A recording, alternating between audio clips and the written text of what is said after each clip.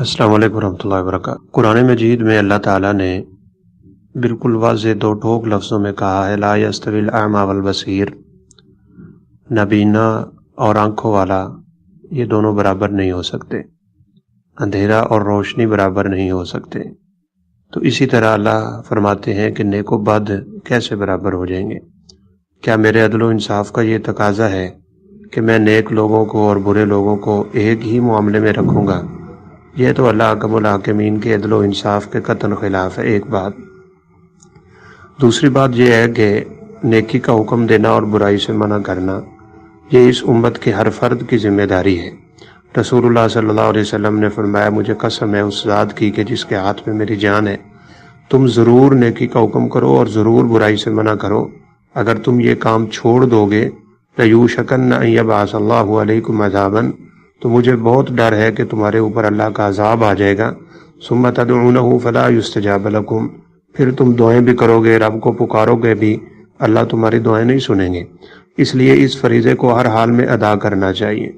اس بھائی کو آپ اچھی طرح سمجھائیں کہ اس دنیا میں جیسے ہم اچھے اور برے کو برابر نہیں سمجھتے، اور پھر قرآن بھی کہتا ہے کہ ایک بندہ ایسا ہے جو کسی کا غلام ہے اور ایک ایسا ہے جو آزاد ہے، کیا تمہاری نظر میں وہ غلام اور آزاد برابر ہیں؟ جب تم برابر نہیں سمجھتے ہو تو اللہ تعالیٰ کی نظر میں کیسے برابری ہو جائیں گی؟ اس کو یوں بھی آپ مثال دے دیں کہ ہم لوگ کہتے ہیں اللہ بڑا غفور الرحیم ہے اور اللہ تعالیٰ بڑا بخشنے والا ہے۔ دنیا میں انسان کو اللہ تعالیٰ کے عذابوں سے زیادہ ڈرنا چاہیے، اور جب انسان مرتے ہوئے رب کی طرف جا رہا ہو تو اس وقت اللہ کی رحمت پہ زیادہ امید رکھنی چاہیے۔ اس کی مثال یوں ہے کہ بارش کو اللہ تعالیٰ نے اپنی رحمت کہا ہے۔ اب بارش تو ہر جگہ پہ ہوتی ہے، اس کی رحمت کا نزول ہوتا ہے، لیکن چٹانوں کو کیا فائدہ ہوتا ہے، پہاڑوں کو کیا فائدہ ہوتا ہے، چوٹیوں کو کیا فائدہ ہوتا ہے، بنجر زمین کو کیا فائدہ ہوتا ہے، اور پتھریلی زمین کو اس بارش کا کیا فائدہ ہوتا ہے؟ اسی زمین کو رب کی رحمت سے فائدہ ہوتا ہے جس زمین میں ہل چلا دیے گئے ہوں، وہاں پہ دانہ پھینک دیا گیا ہو، وہ اگنے اور اگانے کے قابل ہو چکی ہو، وہ نرم ہے۔ تو جس بندے کی دل کی زمین بنجر ہوتی ہے اس کو اپنے رب کی رحمتوں پہ امید رکھنا، رسول اللہ صلی اللہ علیہ وسلم نے فرمایا یہ پاگل انسان کی علامت ہے۔ فرمایا الکیس من دان نفسہ وعمل لما بعد الموت والعاجز من اتبع ہواہ وتمنى علی اللہ الامانی، اپنی مرضی، اپنی خواہش اور اللہ کی نافرمانی کر کے جو بندہ اللہ پہ امید قائم کرتا ہے، تو آپ نے فرمایا یہ تو عاجز ہے، یہ کم عقل ہے، یہ بے وقوف ہے۔ سیانہ اور عقل مند انسان وہ ہے جو عمل کے ذریعے اپنے رب کو راضی کرنے کی کوشش کرتا ہے، اور آپ نے بار بار عمل کی ترغیب دی ہے۔ جب آپ نے حدیث مبارکہ صحابی کو سنائی تھی کہ لا الہ الا اللہ کہنے والا جنت میں چلا جائے گا، تو وہ کہنے لگے پھر ہم عمل کیوں کرتے ہیں؟ تو آپ نے فرمایا عمل تو کرو، یہ تو اللہ کا حکم الحاکمین کا حکم ہے، عمل کرو گے اللہ تمہارے اعمال کو آسان کر دیں گے۔ اپنی مرضی کی زندگی گزار کے اگر کوئی سوچے کہ وہ رب کے ساتھ اس کا معاملہ اچھا ہوگا یا اللہ تعالیٰ کا معاملہ اس کے ساتھ اچھا ہوگا، تو یہ دنیا میں بہت بڑی بے وقوفی ہے۔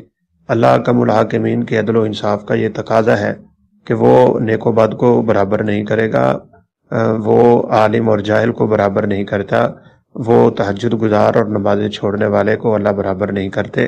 اس کے ترازو، اس کے میزان بڑے انصاف والے ہیں۔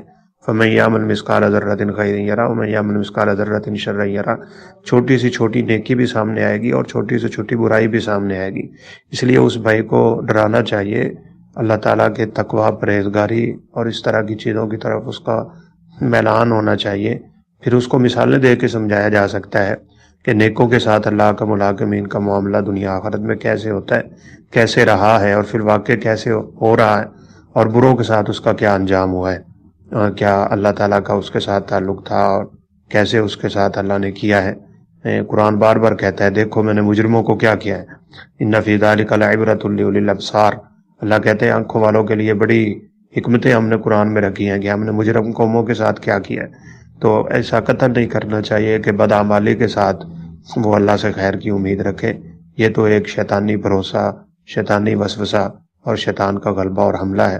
اللہ کا الحاکمین ہم سب کو اس سے محفوظ رکھے۔ السلام علیکم ورحمۃ اللہ وبرکاتہ۔